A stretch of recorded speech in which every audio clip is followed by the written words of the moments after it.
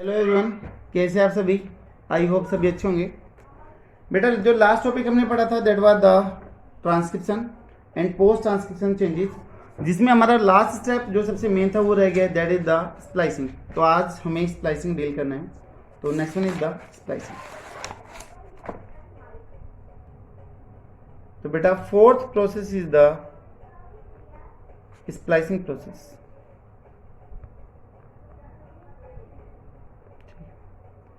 Splicing process हमें deal करना है। हमने देखा था कि इन case of the eukaryotic sales HNRNA is present, but in case of the prokaryotic cells mRNA is present. मैंने लास्ट वीडियो में आपको बताया था कि प्रोकैरियोटिक और यूकैरियोटिक सेल के अंदर डिफरेंस होता है with respect to the mRNA, क्योंकि in case of the eukaryotic cells they have the splitting gene, they have the split gene present होता है। स्प्लिट जीन क्या वो देखते हैं। सबसे पहले सिंपल सी डेफिनेशन लिख देते हैं, removal of intron from HNRNA या फिर प्राइमरी ट्रांसक्रिप्ट। ठीक है, removal of intron from the primary transcript and joining of exon with exon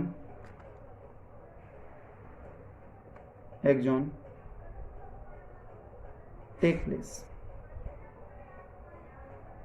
ठीक है, और ये जो प्रोसेस है वो कहां पर चलेगा, inside the nucleus of the eukaryotic sales. ठीक है, तो this process take place inside the nucleus of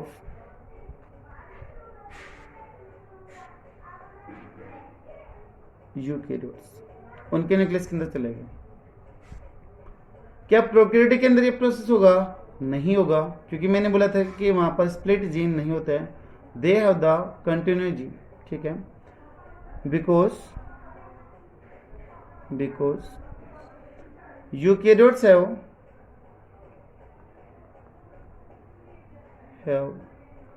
split gene, they have split gene. बेटा स्प्लिट जीन क्या होते हैं? वो जीन जिनके अंदर एक्सोन इंट्रोन प्रेजेंट हो, उनको हम स्प्लिट जीन बोल देते हैं। तो segment of DNA,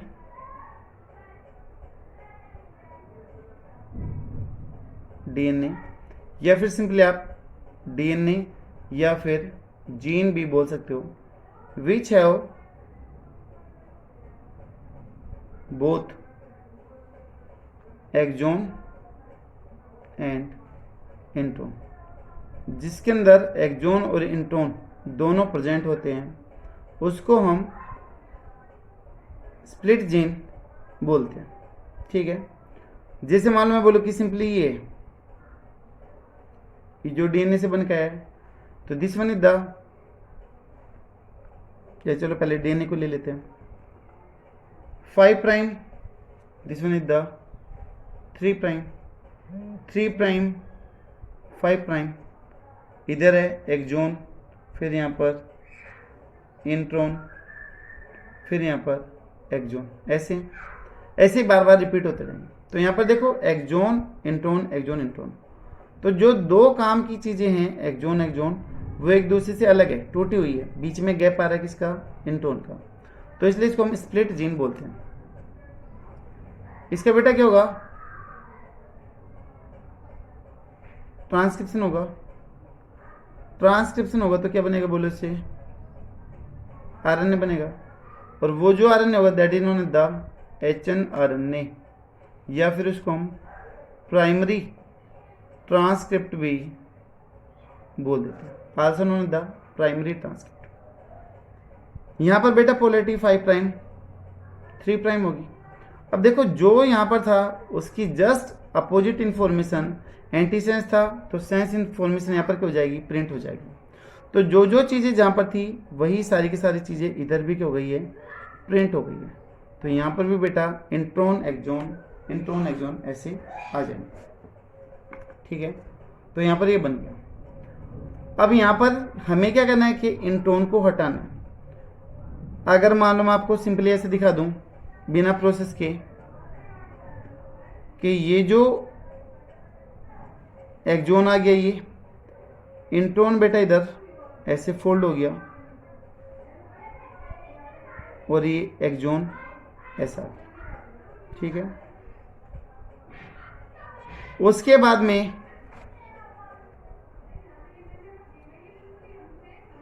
5 prime 3 prime axon intron यहां से रिमूव आउट हो चुका है। तो बोलो कि एमआरएनए का साइज डीएनए से, जीन से छोटा बनेगा या फिर बड़ा बनेगा?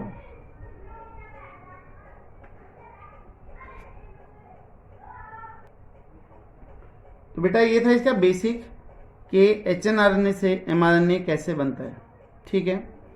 और जो ये इंट्रॉन जो बीच में आया है, जो इंट्रॉन की फॉर्मेशन हुई है, this intron is also known as the intervening sequence. Intron also known as the intervening sequence, also known as the non coding sequence. इनको हम नॉन कोडिंग सीक्वेंस भी बोलते हैं क्योंकि ये ऐसी सीक्वेंस है जो किसी भी प्रोटीन की फॉर्मेशन में हेल्प नहीं करता है। तो this one is also known as the non coding sequence, ठीक है। तो इसलिए इनको रिमूव आउट करना ही पड़ेगा। और रिमूव आउट करने के लिए बेटा किसकी जरूरत पड़ेगी? यहाँ पर कुछ स्पेशल प्रोटीन की रिक्वायरमेंट होगी, that is known as the spliceosome, जिनको हम स्प्लाइसोसोम बोलते हैं। तो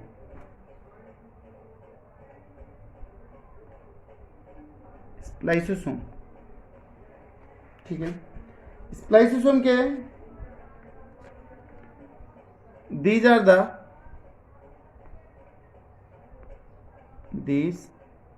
the small protein molecules।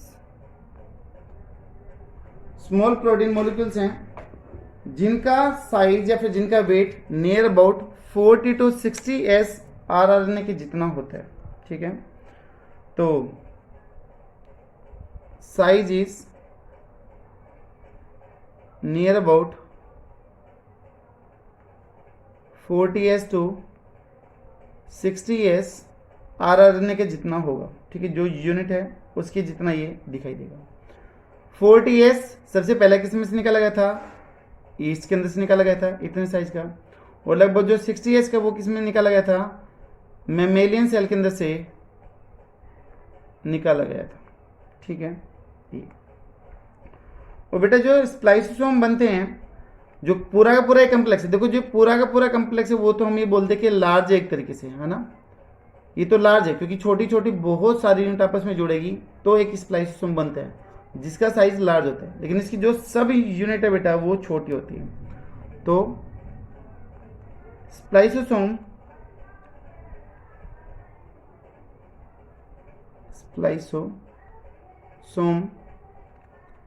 consist of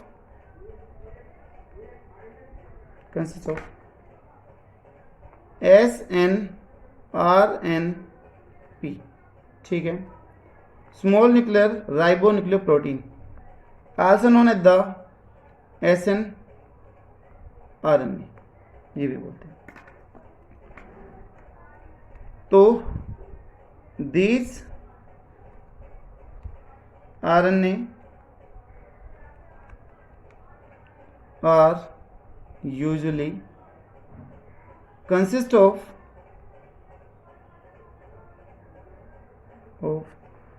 100 to 200 nucleotide.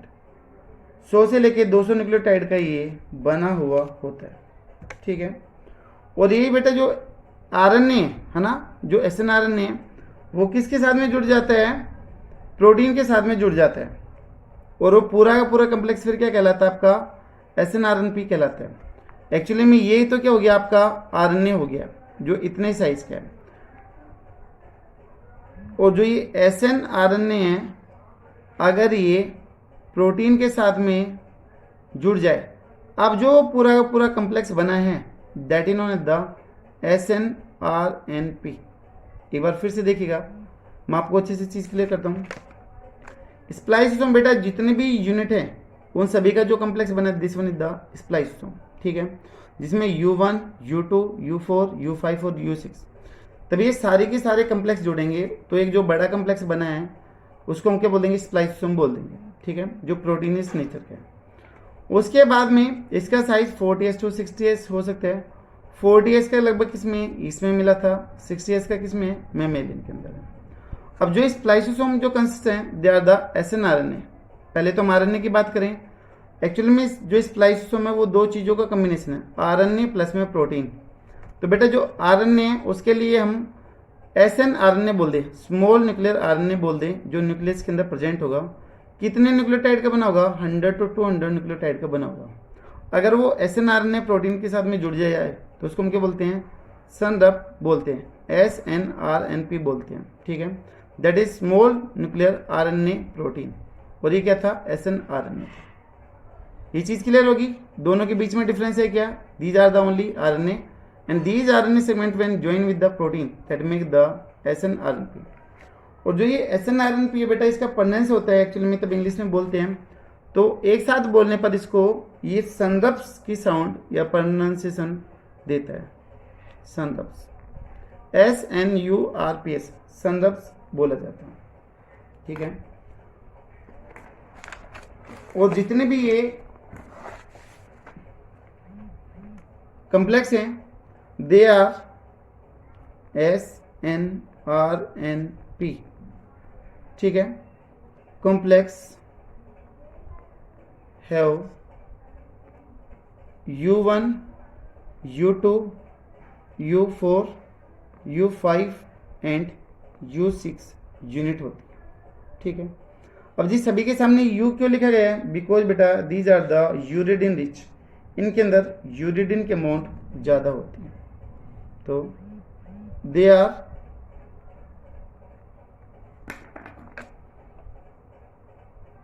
Uridine rich, so represented by U। तो उसको हम किससे रिप्रेजेंट करेंगे, U से रिप्रेजेंट करेंगे। इसमें बेटा कौन सा कम्प्लेक्स एब्सेंट है, दैट इज द U3 इधर एब्सेंट है, U3 is the absent, U3 complex is absent, ठीक है।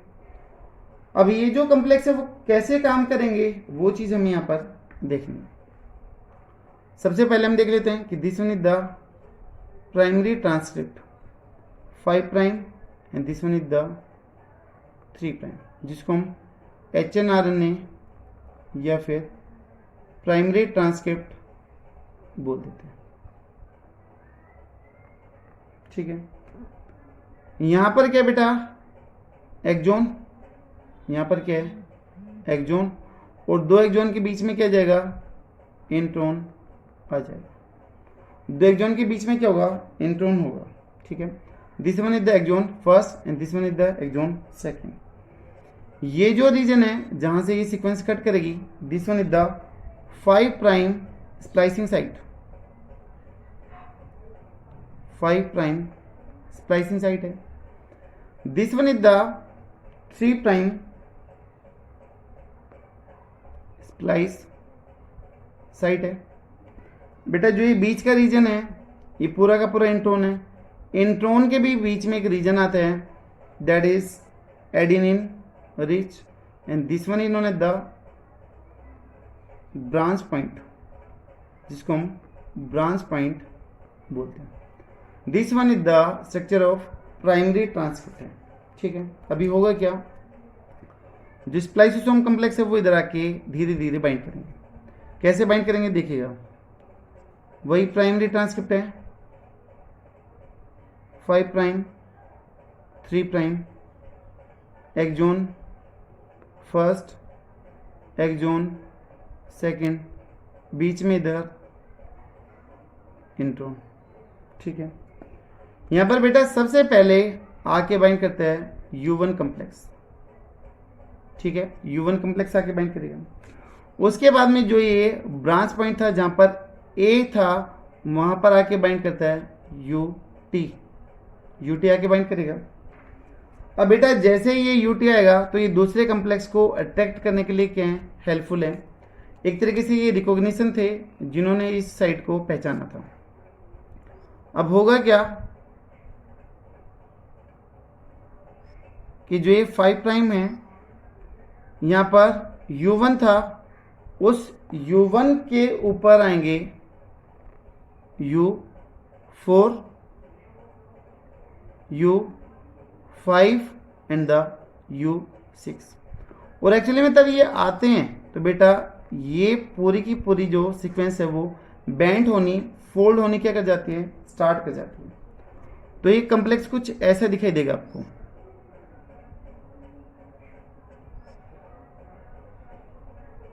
ऐसा दिखाई देगा, एक्सोन फर्स्ट, एक्सोन सेकंड, यहां पर कौन सा था, U1 था, यहां पर कौन सा था, U2 था।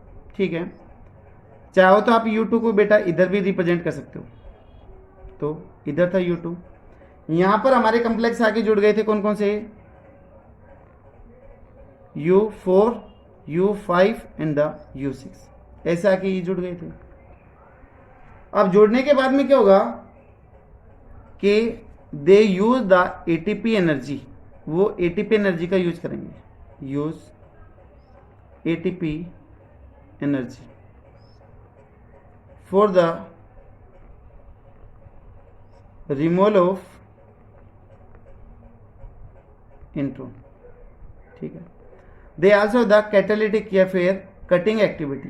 ठीक है, कटिंग एक्टिविटी है बेटा, तो उस कटिंग एक्टिविटी की वजह से वो क्या करेंगे, सबसे पहले यहां से इसको कट कर देंगे। तो ये स्ट्रक्चर कैसी दिखाई देगी, आप कुछ ऐसी दिखाई देगी। 5 prime, this one is the exon first, यहां से ये एंड कट चुका है। और बेटा जो ये फ्री हुआ था ये फ्री होके इधर इस U2 के पास में जाके जुड़ गया। ठीक है, जो हमारा U1 कम्प्लेक्स था, U1 कम्प्लेक्स भी क्या हो चुका है, यहां से रिलीज हो चुके हैं। बेटा जो U2 था वो भी क्या हो जाएगा, रिलीज हो जाएगा। इधर क्या आ गया, एक्सोन सेकंड है और ये पोलरिटी आ गई 3 प्राइम। लेकिन अब जो ये स्ट्रक्चर बनी है, जो फंदे की जैसी, जो लूप की जैसी स्ट्रक्चर बनी है, दिस वन स्ट्रक्चर इन्होंने द लेरिएट, इसको हम लेरिएट बोलते हैं। This one is the lariat structure. Lariat का मतलब होता है फंदा या फिर जो लूप के जैसा दिखाई दे, ऐसा बन गया। यहां पर अभी हमारे कौन कौन से कम्प्लेक्स जुड़े हुए हैं, दैट इज 4, 5 एंड 6, ये यहां पर जुड़े हुए हैं। ठीक है, 4, 5 और 6 जुड़े हैं। अब बेटा they also the catalytic nature, तो वो क्या कर देंगे, इधर से भी इसको ब्रेक कर देंगे। तो यहां से भी कट हो गया,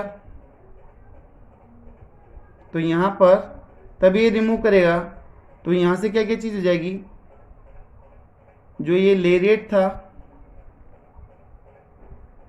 वो साथ में यहां पर बेटा 4 और 6 का रिमूवल होगा। ठीक है, इंट्रो निकल आया, 4 और 6 का रिमूवल। जो 5 था वो इनके बीच में एग्जिस्ट करेगा, कैसे, एक्सोन फर्स्ट है, एक्सोन सेकंड है, 5 प्राइम, 3 प्राइम, बीच में यहां पर U5, which have the ligase activity, ligase की जैसी एक्टिविटी है। और बेटा जो लाइगेज की जैसी जो एक्टिविटी है वो क्या कर देगा, इन दोनों इंट्रोन को आपस में, सॉरी इन दोनों एक्सोन को आपस में क्या कर देगा, कनेक्ट कर देगा। एक्सोन फर्स्ट और एक्सोन सेकंड, ये दोनों आपस में इधर कनेक्टेड हो गए। जो इंट्रोन था वो रिमूव आउट हो चुका है। तो देखिए HNRNA से mRNA की फॉर्मेशन हो चुकी है, तब HNRNA से इंट्रॉन निकल जाए तो वो क्या बनेगा, मैच्योर RNA या फिर mRNA इसको आप बोल सकते हो। वो था आपका प्राइमरी ट्रांसक्रिप्ट, ये है आपका मैच्योर ट्रांसक्रिप्ट या फिर आप इसको सेकेंडरी ट्रांसक्रिप्ट भी बोल सकते हो। ठीक है, बोलते कि HNRNA से तब mRNA बनता है तो near about 50 to 90% size get reduce, इतना साइज क्या हो जाता है, कम हो जाता है। तो बेटा ये थी splicing by the help of the spliceosome. एक दूसरा और आता है जो सिलेबस में नहीं है, जिसके अंदर आरएनए खुद ही अपने आप को स्प्लाइस करवा देता है। बेटा एक एक्स्ट्रा पॉइंट और है, यहां पर हमने देखा था कि पहला जो होगा दैट इज द जीयू और इधर क्या आएगा एजी, बताया था ऐसा। तो जो ये जीयू जो पहली सीक्वेंस आ रही है that is known as the donor sequence, इसको हम डोनर सीक्वेंस बोलते हैं। और जो ये एजी वाली है this one is known as the acceptor sequence. यहां पर हमारा स्प्लाइसिंग कंप्लीट हो। After splicing we will discuss about the difference between the prokaryotic and eukaryotic transcription, कि प्रोकैरियोट के ट्रांसक्रिप्शन में और यूकैरियोटिक के ट्रांसक्रिप्शन में क्या डिफरेंस होगा।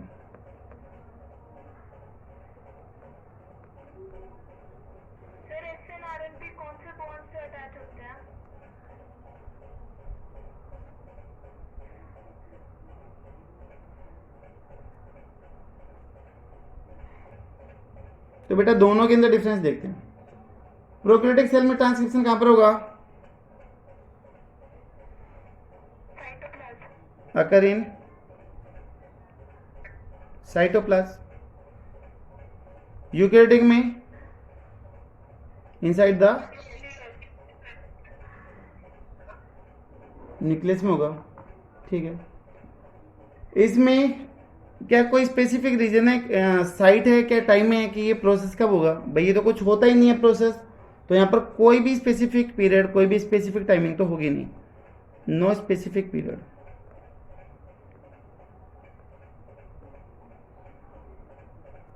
यूकैरियोटिक में ये प्रोसेस कब होगा, मेनली अकर इन G1 फेज, सेल साइकिल आपने पढ़ी होगी, एंड G2 फेज के दौरान ये होता है। सेल साइकिल में इंटरफेज में आते हैं G1 और G2, उसके अंदर ये स्प्लाइसिंग ट्रांसक्रिप्शन होती है। ठीक है, तीसरा यहाँ पर ट्रांसक्रिप्शन और ट्रांसलेशन दोनों साथ साथ में चलते हैं। तो यहाँ पर मैं लिख दूं कि transcription and translation are coupled process, साथ साथ चलेंगे क्योंकि बेटा दोनों की जो साइट है वो क्या है, सेम है।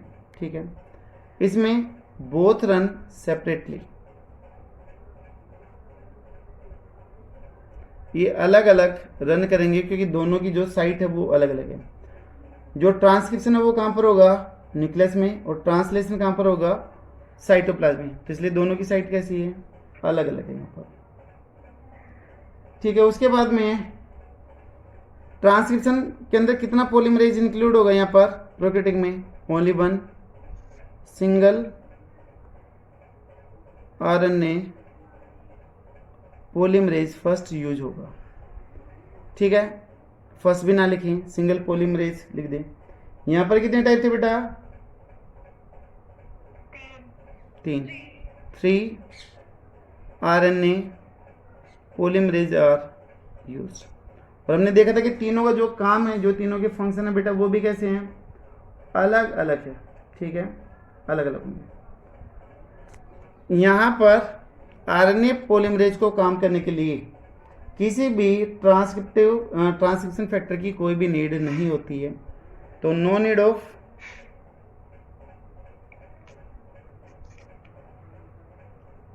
Transcriptional and enhancer by RNA polymerase. ठीक है, इनकी कोई भी नीड नहीं है। यहाँ पर बेटा क्या होगी, नीड होगी। RNA polymerase required an answer for the initiation, उस एक्टिविटी को बढ़ाने के लिए वहाँ पर नीड होगी। और जो ट्रांसक्रिप्शन फैक्टर होंगे वो प्रोमोटिंग साइट को पहचानने में भी क्या करेंगे, हेल्प करेंगे। ठीक है, तो यहाँ पर ना तो ट्रांसक्रिप्शन फैक्टर है और ना ही एनहांसर है, और इधर दोनों चीज़ें क्या होगी, प्रेजेंट होगी। उसके अलावा बेटा यहाँ पर जो mRNA होगा it mainly show the पॉलीसिस्टोनिक condition. mRNA show पॉलीसिस्टोनिक condition. पॉलीसिस्टोनिक condition का मतलब कि एक mRNA से बहुत सारी प्रोटीन बन सकती है। ठीक है, many proteins get develop from single mRNA। ठीक है, एक mRNA से कई तरह की प्रोटीन बनेगी। यहां पर क्या होगा, सिर्फ मोनोसिस्टोनिक कंडीशन होगी। mRNA have monocistronic property. बेटा ये दोनों टर्म काफ़ी इंपॉर्टेंट है कि पॉलीसिस्टोनिक किस में है और मोनोसिस्टोनिक किस में, और एक्चुअली में होती भी क्या। तो यहाँ पर एक mRNA से एक ही प्रोटीन बनेगी। ठीक है, लास्ट पॉइंट, किसके अंदर स्प्लाइसिंग की नीड होगी और किस में नहीं होगी। प्रोकैरियोटिक में no need of splicing process, यहाँ पर स्प्लाइसिंग इज रिक्वायर्ड। यहाँ पर स्प्लाइसिंग की नीड होगी ताकि जो इंट्रोन है वो यहाँ से हट सके। तो बेटा ये हो गया difference between the prokaryotic and eukaryotic transcription. I hope शायद क्लियर होगा। बेटा ये था आपका ट्रांसक्रिप्शन जो कंप्लीट होता है।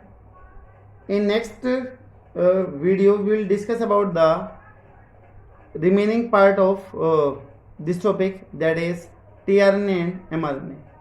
कि आगे चल के हमें tRNA और mRNA की क्या नीड होगी, mRNA की डिटेल स्ट्रक्चर क्या है, ट्रांसलेशन में तीनों RNA कैसे काम में आएंगे, वो हमें नेक्स्ट वीडियो में देखना है। आई होप आपको चीज़ें अच्छे से क्लियर हो रही होगी। तो प्लीज़ पूरी मेहनत से मन लगा के पढ़िएगा, रिजल्ट भी अच्छे होंगे। अगर आपको अच्छे लग रहे हैं वीडियो तो प्लीज़ लाइक और कमेंट करिएगा। Thank you so much.